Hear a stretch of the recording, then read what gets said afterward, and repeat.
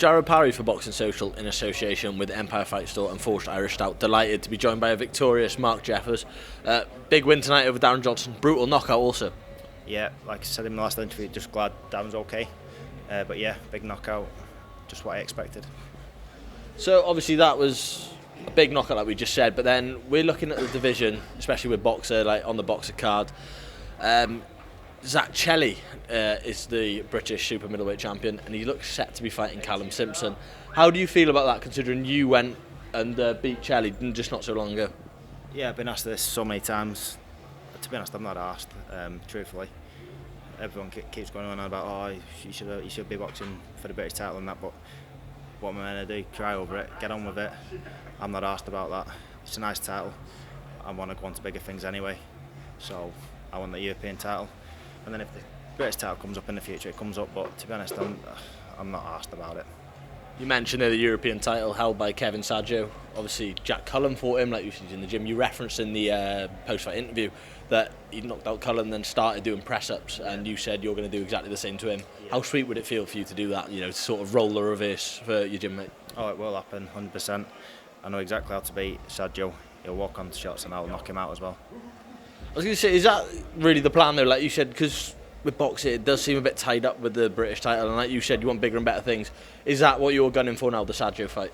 Definitely. European title, or just make as much money as I can as well. Like, people go, oh, you shouldn't be talking about money and that, but I want to set, I've got a little lad now, I want to set my family up as well, so any big fights, but Kevin Sadjo was the man.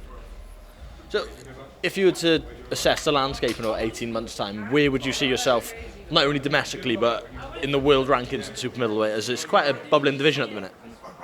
Either number one or very close to it. Just said in my last interview, someone like Jaime Munguia, it might seem mad now, but somebody like that, I'll fight and I'll beat that type of fighter easy.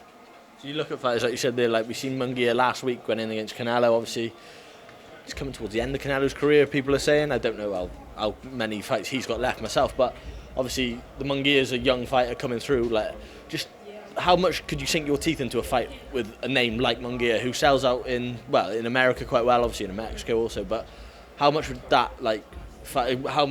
what sort of fire in your belly would that like for you to fight a Munguia in maybe either in America or bring him over here?